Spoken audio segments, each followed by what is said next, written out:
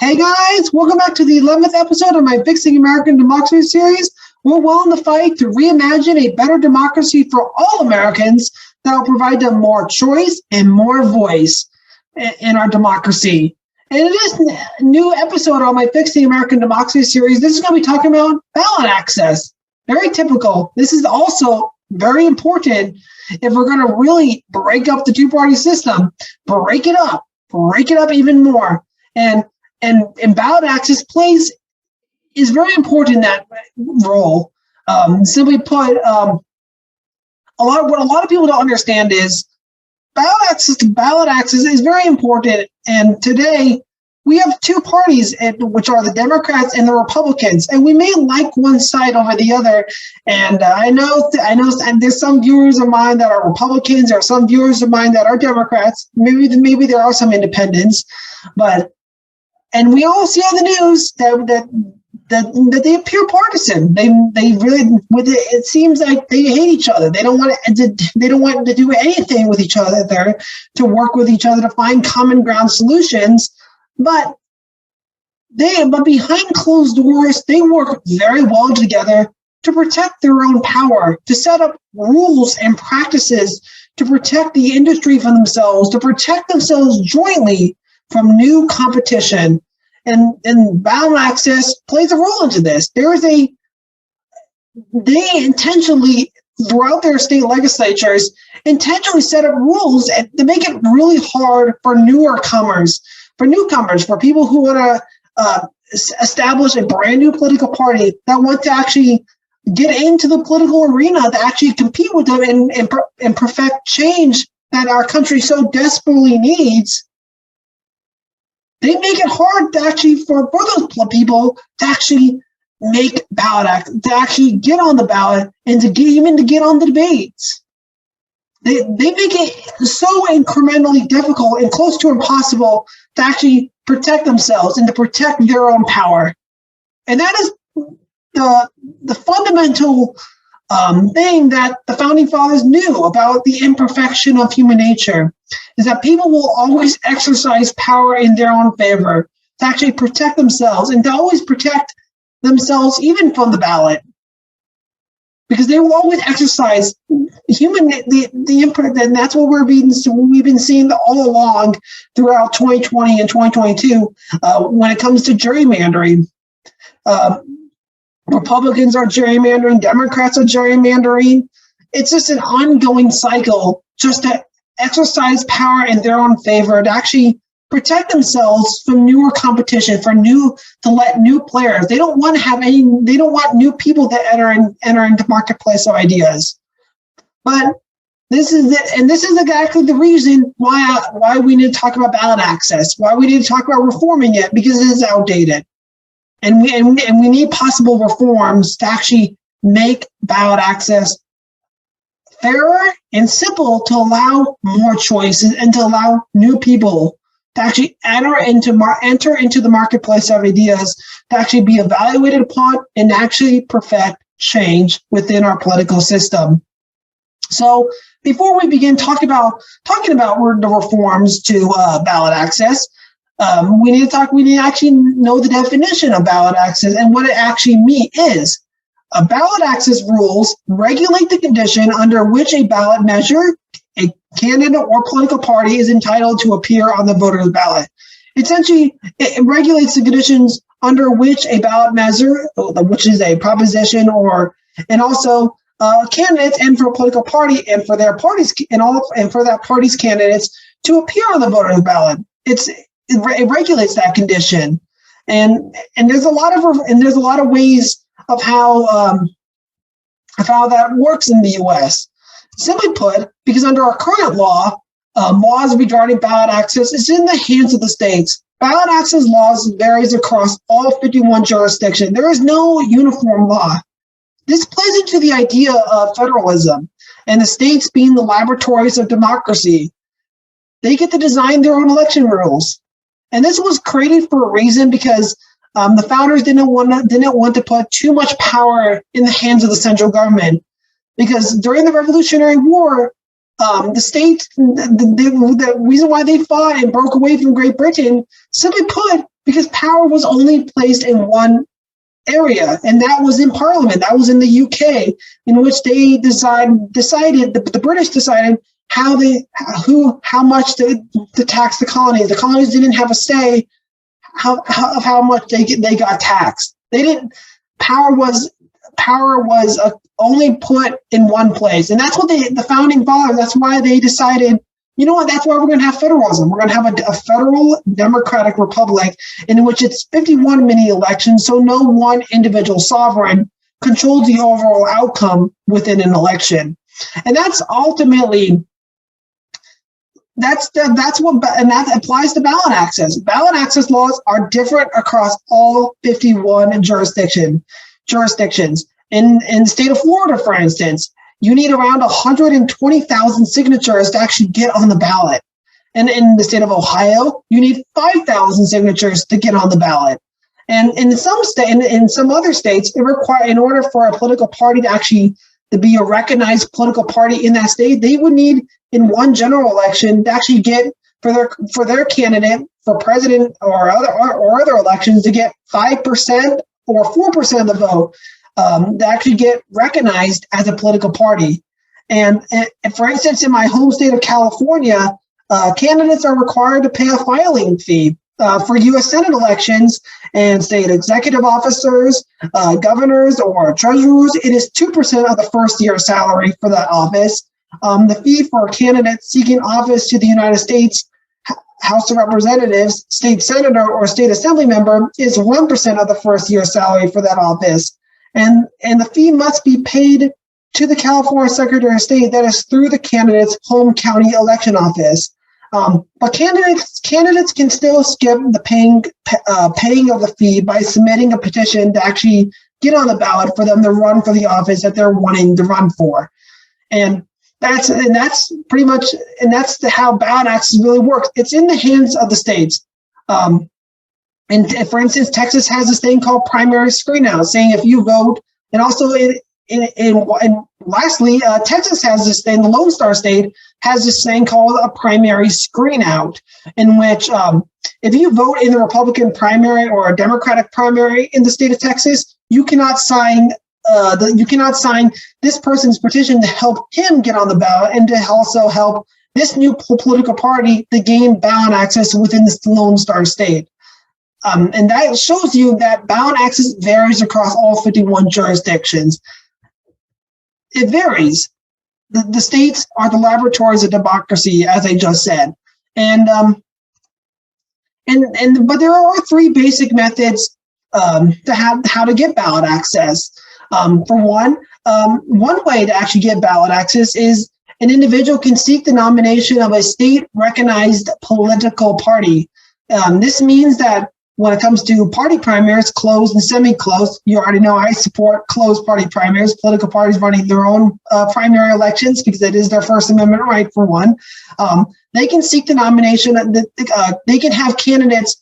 If they are a state-recognized political party, they can run their own primary. An individual can run in that political party's primary to win that party's nomination to appear on the ballot. That's one way to actually appear on the ballot. Running in a political party's primary that's recognized with the state to actually get ballot access. Another way is that if you want to run as an independent candidate, independent candidates often must petition in order to have their names printed on the general election ballot. So, and as I just said before, petition signatures varies. It varies across all states. It's different across all states. And also, the third way, an individual can also run as a write-in candidate. Even the only way for an individual to actually to get on the ballot as a write-in candidate is simply by a voter writing them in. That's simple. You just have to write their name in, and boom, when they count the votes, and if they see someone wrote that candidate in, then that's one vote for him on the ballot. That's one vote for him on the vote tally. And those are the three basic methods. And going even further in the petition signature count, most states actually separate the candidates into different categories. Some included by political party candidates, independent candidates, or unaffiliated candidates, and also by write-in candidates.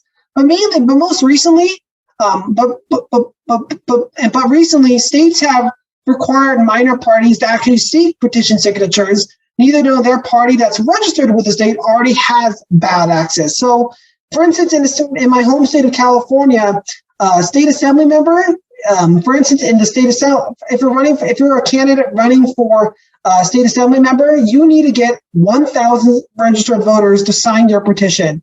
If you're a candidate running for a state senator or United States House of Representatives, they must file around 2,000 signatures. If you're a candidate for any statewide office, U.S. Senate, governor elections, lieutenant governor, secretary of state, or attorney general, you must file around 7,000 signatures. And this is also different in the state of New Jersey, for instance.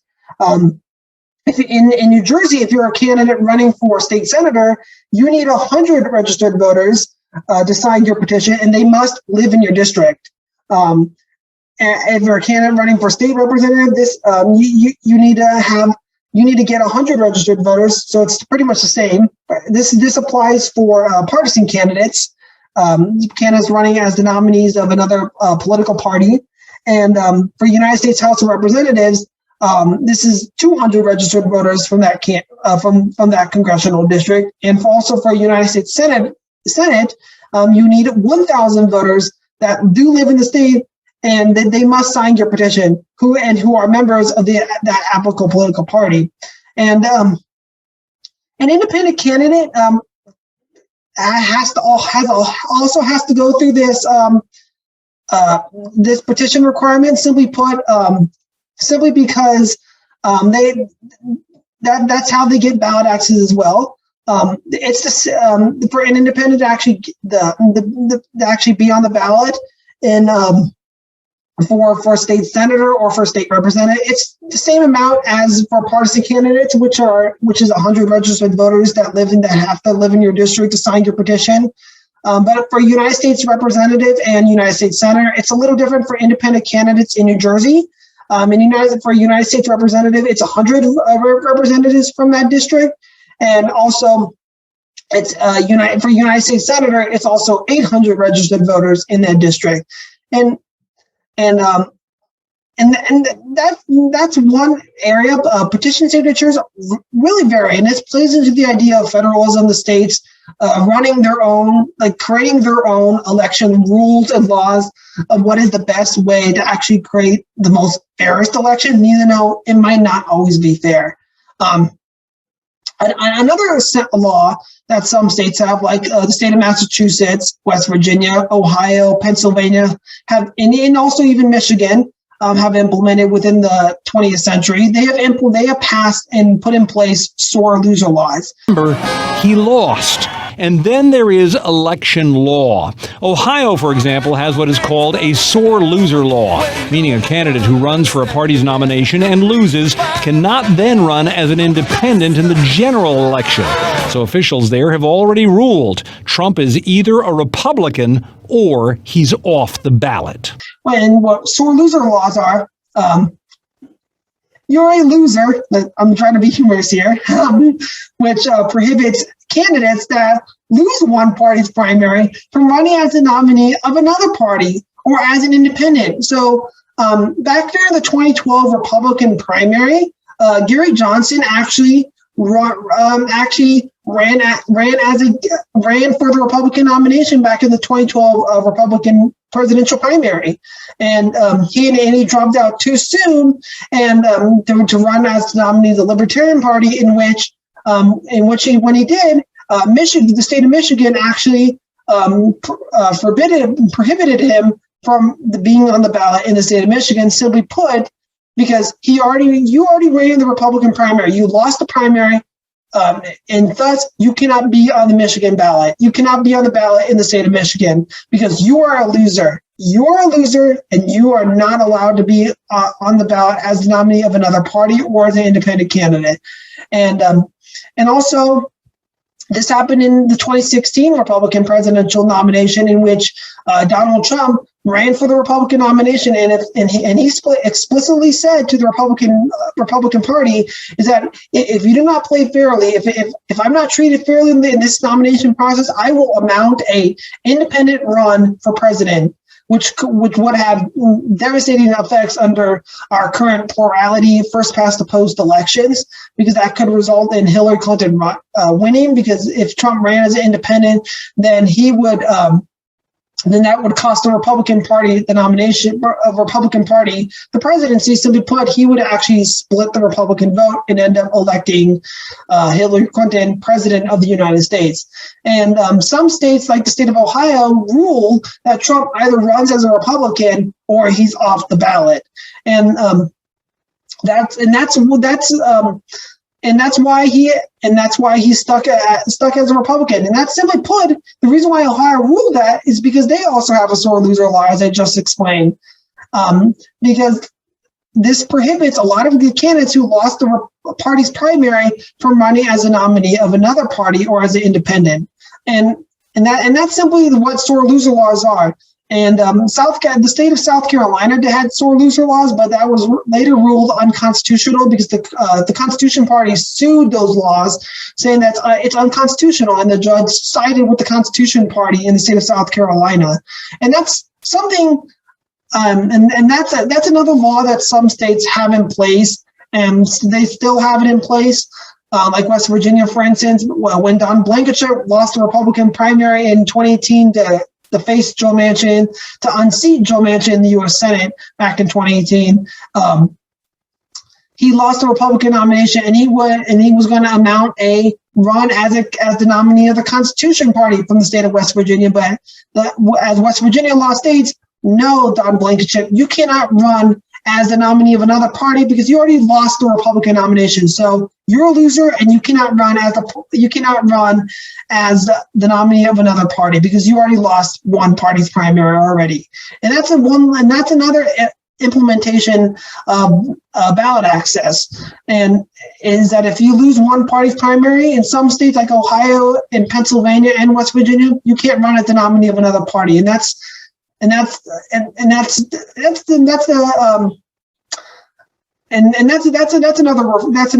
reason for like ballot access reform, and also maintaining ballot access and also getting ballot access. For instance, as I should have said in the title of the slide, it's a hassle for minor political parties and for people running for office as an independent.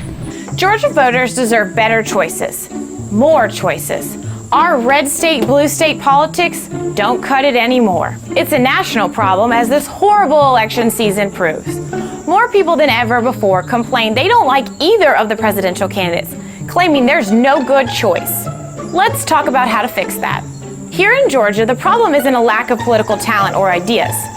I blame the political elites for suppressing the message of additional opponents and ensuring they never reach the ballot. Especially the libertarians watching now have probably been wondering why I haven't already mentioned Ted Metz, the Libertarian Party of Georgia's candidate for governor. Given that he's polling at about 2%, the other 98% of you watching likely just asked, who? But it might surprise you to know that under Georgia law, the Libertarian Party is not considered a political party at all. It is a political organization. Political organizations can gain access to the ballot by gathering enough signatures on an official petition. They need about 1% of voters registered at the time of the last general election. By today's numbers, that's more than 54,000 voters. Now, that political organization can stay on the ballot if its candidates for statewide office get at least 1% of the vote in each general election. It's a hassle for third parties. It's such a hassle for them based on state law. For instance, in the state of Michigan, Michigan law requires a party to at least garner 1% of the total number of votes cast to keep their qualified ballot status. And speaking of the state of Michigan, in the state of Michigan, for a signature requirement for a major party candidate that's running an electoral division with a population of 0 through 9,999, the minimum signature count for that major party candidate is only 3, and for the maximum signatures, it's only 10. And for that same type of electoral division, for that same population, as I just said, for an independent candidate running in that same electoral division with a population of 0 through 9,999, their minimum signatures is 9, and maximum signatures is 30. And for a statewide which is over 5 million for an electoral division. And for a major party candidate, it's 15,000 for minimum signatures, and for maximum, it's 30,000 for them. And for an independent candidate running statewide, they have to collect 30,000 signatures minimum, and maximum, they have to collect 60,000. That is such a hassle for a third-party candidate, and it's blatantly unfair. It is so unfair that it's so unfair. Like, a major party candidate has to get less signatures to actually get on the ballot. First of all, the major party candidate doesn't need to collect signatures to be on the ballot. And also, why do independent candidates have to collect more signatures than major party candidates to be on the ballot? That is not fair. That is so not fair, and it needs to be changed. And also, even the state of Michigan, for instance, in order for a political party to be recognized as a state recognized party in the Wolverine state, they would need to receive at most 5% of the total votes cast to be recognized as a political party within the most recent general election to be considered. And if they receive less than that, then they're not recognized as a political party and thus cannot nominate their candidates via a primary election. And so these parties, in order for them to nominate their candidates, they have to do it through our county caucuses and state conventions. And this is the same in the state of New Hampshire, for instance. They would have the Libertarian Party in the state of New Hampshire, they have to collect signatures to be on the ballot. And they also, once they get the required signatures, their candidate for president or for Senate, or they have to get around 4% of the vote to actually be recognized in the state of New Hampshire as a political party. And once they meet that 4% hurdle, here's the catch.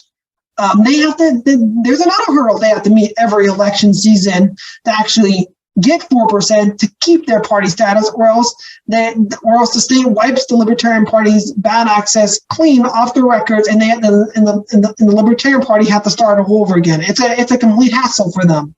And as you may remember, and back in most recently in the 2020 and the 2016 election for president. If I can find it, of course.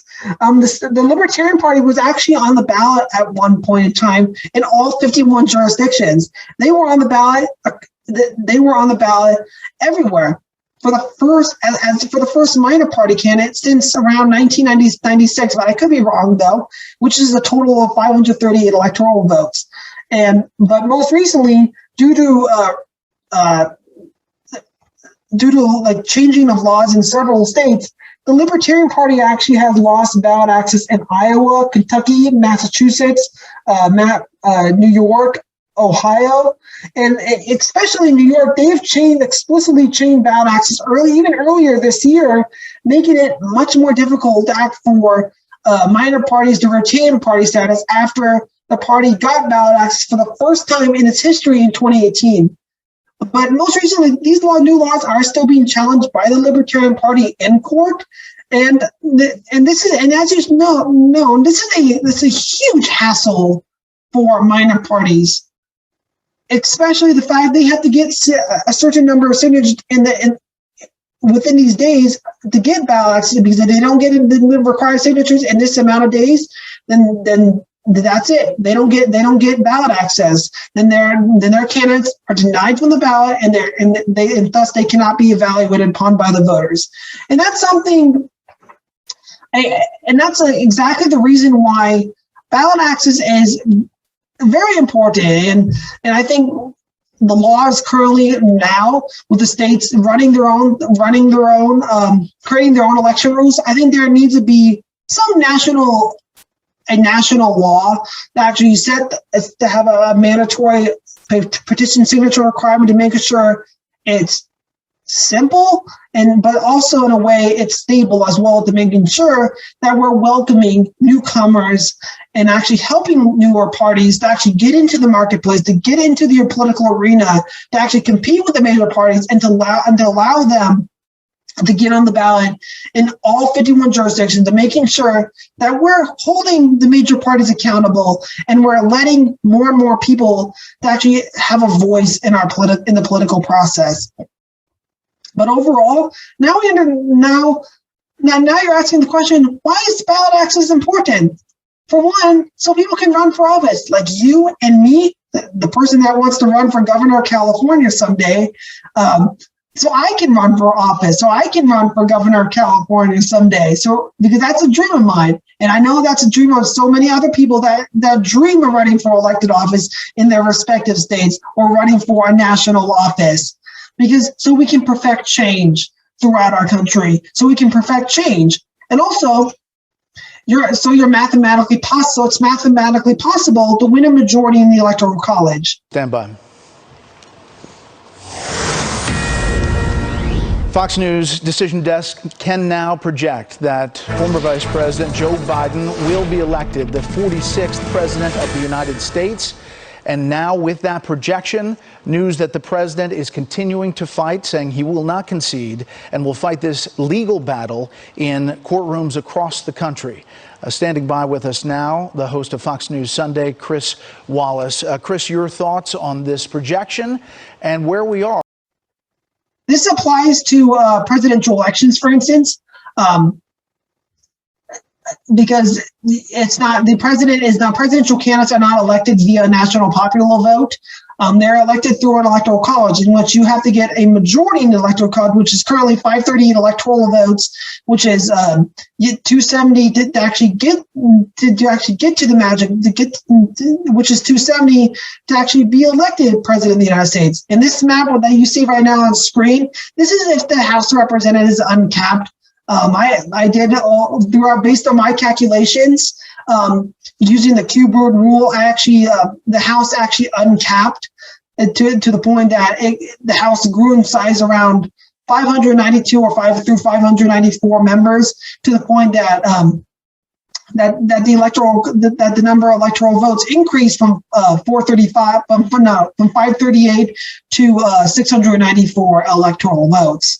And also for number 3, it's how we're going to break the two-party duopoly. And this is what I've been saying all along, to provide voters more choices. So more and more Americans have a candidate and a party that they can support overall. And that's something that's really important for our democracy. We need more choices. We need people we need to make sure we include everyone in the political process, every single American citizen, to making sure they feel represented. They feel like they can have a voice, that someone can represent them in our government. And that's extremely important. That's part of democracy, and making sure the big blocks and the small blocks all have an equal voice of who controls our government, of who is elected, of what laws are passed, and also people so we can all come together. We can all bridge the partisan divide and work together and find common ground solutions that we can all agree on to perfect change within our nation. And finally, most crucial 90 minutes of his presidency.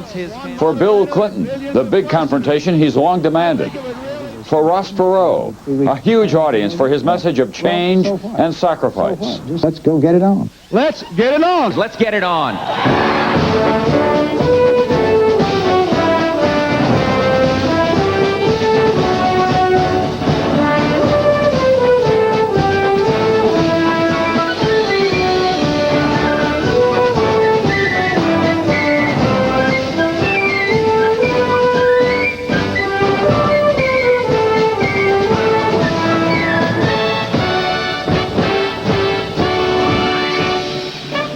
From St. Louis, NBC News, Decision 92, the presidential debates.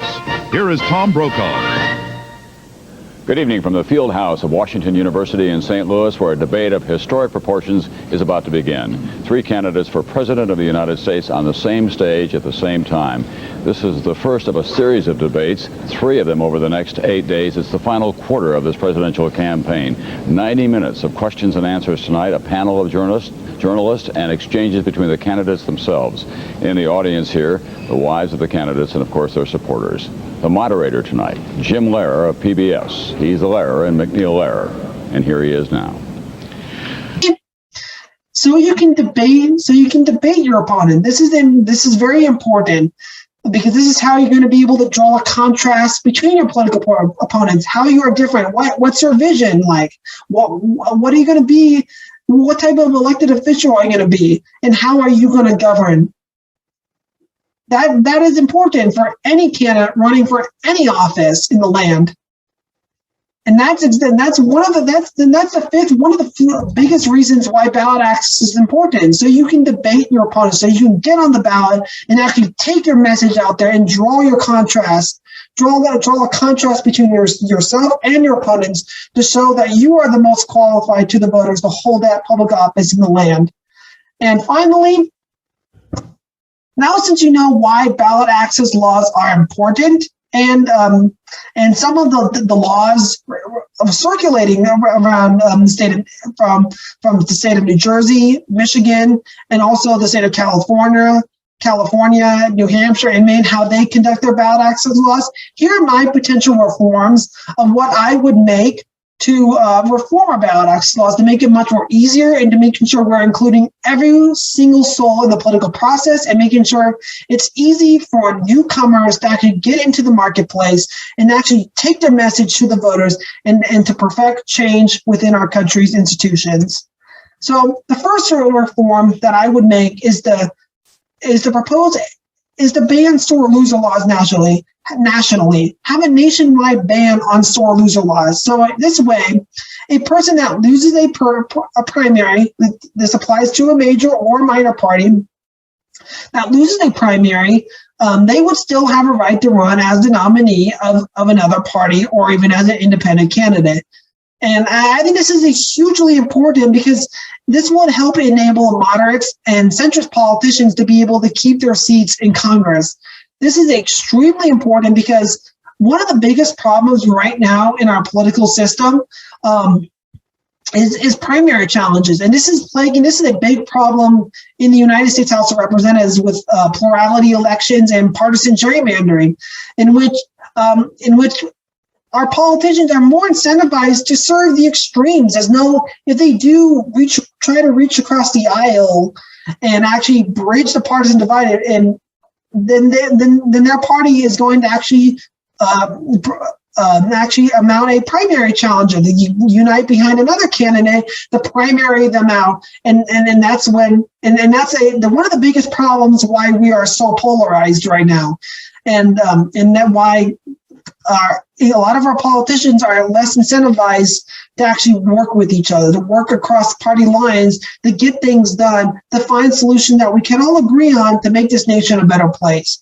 And this is what we're seeing currently throughout our political process. We're seeing in the state of Wyoming, the Wyoming Republican Party has branded Liz Cheney as a rhino. They're actually mounting a primary challenger, because they say that she is more in line with the Democratic Party than anything else. And if she loses that Republican primary, then you're losing a valuable, like, an independent voice and moderate that will always vote with her political party. And this is also happening with Kyrsten Sinema and Joe Manchin. There's been talk that Kyrsten Sinema will be primaried by the Democratic Party, and also Kyrsten Sinema will be primaried, and keeping these moderates and centrist politicians in power and allowing them to keep their seats in Congress is a good thing. And that's why I think banning store-loser laws nationally is an important step, because even if, like, let's say Joe Manchin does run for re-election in 2024, and if he loses the Democratic Senate primary, then he can take his resources and run as an independent candidate. Same with Liz Cheney. If she loses the Republican primary with banning store-loser laws, she can amount her resources and run as an independent candidate. And also for Kyrsten Sinema, if she loses the Democratic primary in 2024, then she can run as an independent candidate for re-election, and that will make that will lead to competitive elections, and it will help moderates to actually maintain and keep their power, and that's important. That's a fundamental building block, because we need bridge builders. We need people to actually be independent voice that we're not always going to vote with our party, to making sure that we are keeping all political parties together in the decision making, and so we can arrive at bipartisan legislation where we can offer policies that we can all agree on to improve upon the quality of life for all Americans. And I think banning sore loser law nationally would be one good step to reforming ballot access. And also is petition reform. Setting the mandatory petition signature requirement for candidates of whose party is not registered with any state, or for a person who's running for office unaffiliated, this applies for federal, state, and local elections, shall only need 100 signatures for ballot and debate access. This applies for all elections, and this only really applies for independent candidates and for newer parties that want to get ballot access. So this completely gets rid of the idea of polling requirements. So political parties, if they want to be a state recognized political party, if they want to get ballot access, if they want to be recognized so they can run their own primary like the Republicans and Democrats do, then they just need to get 100 signatures, and that will qualify them for not only ballot access, but also debate access as well. But there's two other options around this proposal. Candidates running for the nomination of any major or minor party in which the party is already registered with the state doesn't need to collect petition signatures to be allowed on the ballot or on the debate for any office. And also, if an incumbent politician that loses his primary and decides to run for re-election as an independent or as the nominee of a minor political party, it also doesn't have to require signatures to be on the ballot or to be on the debate stage as an independent or as the nominee of another political party. And this is important, in my opinion. I think this is very important. And what this third point is, this goes back to the idea of sore loser laws and allowing candidates who lose party primaries, who already lose one primary, they will still have a right to run as a independent or run as the nominee of another political party to be able to keep their seats in the general election, so in which the general election isn't over before it begins. And also another grand reform, this pretty much gets rid of the 15% polling requirement that usually what libertarians, Greens, and independent candidates need to be on the debate stage with the major parties, usually in a presidential election. All qualified political candidates who are on the ballot running for any office, regardless of affiliation, shall not be denied from the debate stage for any state, federal, or local offices that they're running for. And this is game changer. Because all a minor party candidate needs, or an independent candidate needs to be on the debate stage, is that they are on the ballot. They just need to collect 100 signatures, and once they get on the ballot, they're on the debate stage also. Because that is good enough reason for them to be on the debate stage. If you're a candidate running for office and you're already on the ballot, you're on the debate stage. This is going to make Princess Blandon so happy. This is going to make third parties happy, because they can now voice their opinions on so many issues. They can draw a contrast and share their vision of where they're going to take their state, or where they're going to take their country, or even city, or even our country, or even city, if they're elected in the public office. But also, this applies to presidential candidates and nominees from either the major or minor parties. Minor parties, all presidential candidates, and even nominees will be allowed to be on the debate stage if they're on the ballot in enough states in which it is mathematically possible for them to win a majority in the electoral college. So this, going back to the 2016 and 2020 presidential election, the Libertarian Party was on the ballot in all 51 jurisdictions, which is the total of 530 electoral votes. They represent 100% of the electoral college. That is enough. That's game changer, because now Gary Johnson and Joe Jorgensen would be allowed to be on the debate stage between Trump and Clinton, between Trump and Biden. And that's game changer. That means more and more Americans will have a voice in our democratic elections when it comes to the presidency, and a voice for governor elections also. But because of those reforms, There's another point to this that I have to add. There shall be 3 mandatory debates for all candidates for all offices across this nation for them to attend. And if one candidate fails to attend any 3 of these debates, then that person is off the ballot. And this is important, in my opinion, because I think debates are important to have in every single election. I don't think there shouldn't be any canceled debate for any reason, because I think the voters deserve to hear from the candidates and to actually hear their messages, their policies, their vision of what they're going to bring to them once if they're elected in the public office, so they can be able to draw their contrast and to know, so it gives the voters that idea of who's the most qualified person to be elected in the public office, and not just vote who. And I'll get back to this in the later slide. And also a nationwide ban on write-in voting. I simply do not believe in writing in a candidate. I just don't like that. I think voters should be able to already. They should actually form their own opinions for the candidates that did already get on the ballot, that did and went through the petition requirement, that for the candidates that ran in the party primaries that are recognized in the states. They should be able to already form their own opinions on the candidates that are running for, that are already on the ballot, not by writing in a candidate. I just don't like it, in my opinion. And also, one thing I've heard about when it comes to write-in voting, candidates, it creates. I just don't like it, in my opinion. And also people write really unnecessary names, and I think that's such a waste of a vote, because one thing I've heard is people write some religious name on their ballot one time in one state, and I just think that's just a waste, in my opinion.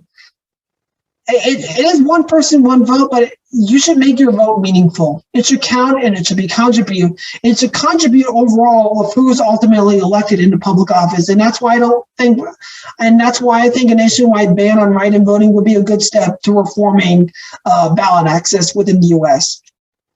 And also, easy and simple to get and maintain ballot access. This is heavily directed towards minor political parties. This automatically bans arbitrary rules and polling requirements. So in which, requiring a certain number of votes that a party needs to obtain an election to maintain access to be on the ballot and debate, there's no need for them worrying about meeting the next hurdle, meeting the next hurdle, like in the state of New Hampshire, where they have to keep getting 4% of the vote, or they will lose their status as a state recognized political party. They don't need to worry about that anymore. If they got 100 signatures to qualify their candidates for any office in any state, then they're on the ballot. That grants them ballot access. It's simple and it's fair, and to allow newcomers to enter into the marketplace of ideas to actually be considered and evaluated upon what they're saying, rather than just voting for, or rather than just voting who is best to beat the other guy. And also, any laws that are changed within any state regarding access to the ballot or debate must still ensure that already registered political parties, major or minor, keep ballot access, and changing of any state law must never be used to exercise power in one group's favor. And I think this is important, in my opinion. Libertarians who already got on the ballot in all 51 jurisdictions, and because of some changes in state laws, like in New York, that made it a lot more harder for newer parties to get ballot access and maintain it.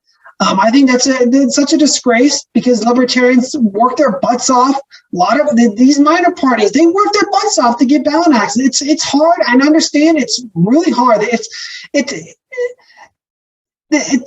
so unacceptable, because they work their butts off to get ballot access, and seeing the major party just set up rules to actually protect themselves from new companies, it's just a disgrace to our democracy and a disgrace to American voters. And as a former Republican, it's such a disgrace to see that, because I'm pro-democracy, and I'm always fighting to actually give all American voters a candidate and a party that they can support. And I think these reforms that I just shared are good ways to actually reform ballot access.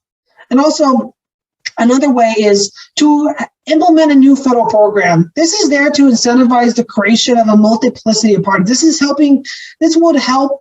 And as I quote here, as I said in on the slide, a new federal program will be created to financially support minor political parties and independent campaigns' infrastructure in all states to make them competitive with the two major parties.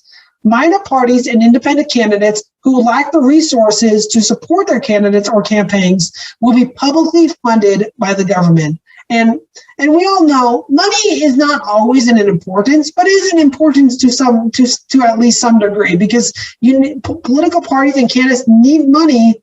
They need to raise money so they can create ads, they can create campaign ads, they can create billboards or market for all their marketing, to actually promote their message, to promote their vision of what they're going to bring to California, what they're going to bring to Texas, what they're going to bring to Vermont, or what they're going to bring to the entire nation as a whole.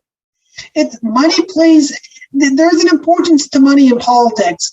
And I think creating a federal program that actually publicly funds, that gives the necessary funds to minor parties and independent candidates who lack the resources to support their candidates or campaigns, I think that will help in a way to help strengthen minor parties, to help give them the essential capital and the resources to actually be able to compete with the Democrats and Republicans, and to be able to actually generate to build up their vision and to build up their grand vision of what they're going to bring to their states, and what they're going to bring to one city, and what they're going to bring to America overall. That's important in my opinion. I think money is important in politics, to making sure that you can actually spend it wisely to actually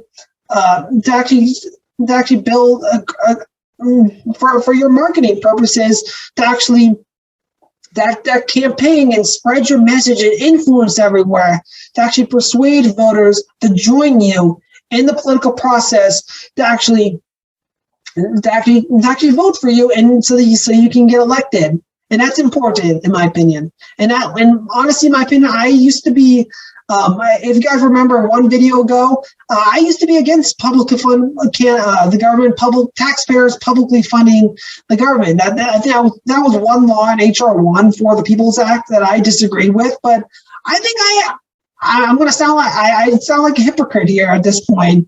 But I think it can be used wisely for helping minor parties like libertarians, Greens, Reforms, and even independent candidates who lack the capital to support their candidates in campaigns.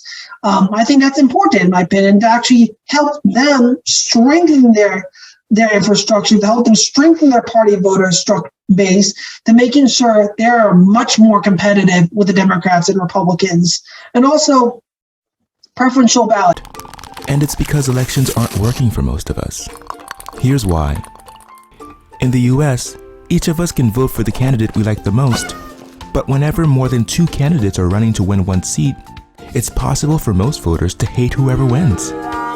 Because of this split vote, politicians can ignore the will of most voters and still win. Ranked choice voting gives you the freedom to select a backup choice to prevent that from happening. Let's say a group uses ranked choice voting to decide what to eat for dinner tonight. Each voter selects their favorite dish, but also has the option to choose backup dishes. If one food receives more than half the votes, it wins, just like in any other election.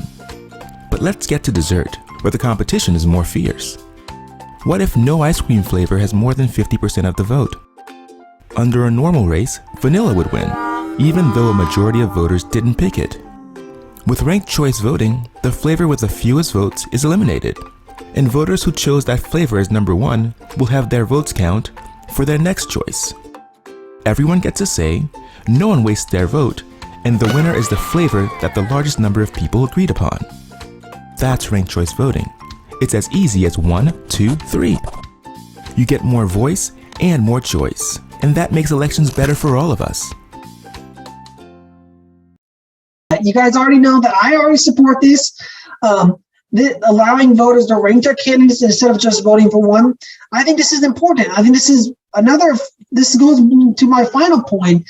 I think ranked choice voting and preferential ballot is really great in my opinion. I think that's going to bring huge reform to our electoral process. Simply put, because now voters can vote who they feel is most qualified to hold that office that candidate is running for. And plus now, this is going to discourage negative campaign ads, mudslinging ads, because now candidates are more incentivized to reach out to their political opponent, to reach out to every opponent, to reach out to every voter, to reach out to their opponent's voters, to making sure that their opponent's voters are ranking them second, to making sure, and this also, in a way, incentivizes candidates to be more policy-oriented, where you actually have to stand for something while also appealing to the majority of the voters within your district, within your state, and within your city government as well.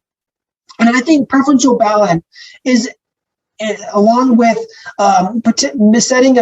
setting the mandatory petition signature count to 100 signatures and banning sore loser laws, creating a new federal program, and so on, will help strengthen American democracy overall. But overall, you guys, these potential reforms will help build a competitive and more inclusive democracy for all Americans overall. It's going to give us more choices and it will break up the two-party system to allow newcomers, to allow new people to enter in the marketplace of ideas. Competition is important. It's important for every parts of our life, not just politics. And this is a conservative principle. Conservatives love competition. They love it. Liberals love it. They love competition. They love it because when you have more choices, when voters have more choices, when you have many businesses, they will compete, and it'll be a beautiful thing, because that will lower, because in the free market, that will lower prices and raise the quality. And that's the same definition in politics. It'll lead to more qualified, with more choices and more parties and more candidates competing, it'll lead to better elections and making sure that we get more quality candidates and more quality politicians elected into public office. But overall, you guys, share your opinion in the comment section below. What do you think about my reforms on ballot access? Do you think it will help build a more competitive and inclusive democracy for all Americans? And share your other reforms that I may have missed in this video, because we can all be agents of change that will truly reimagine a new democracy for all Americans, where we can all support a party and a candidate that we feel that best represents our values, and that can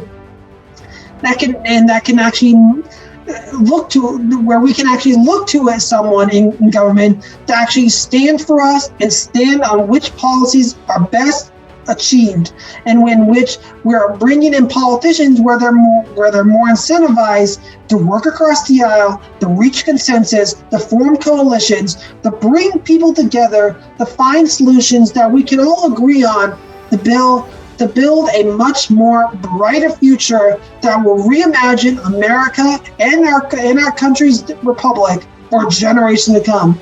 So once again, guys, share your opinion in the comment section below. What do you think about my reforms? But don't forget to like, subscribe, and comment down below. What do you think about ballot access, and what are your potential reforms to reforming the ballot and getting more and more candidates and making it easier and simple for candidates and newcomers to get on the ballot?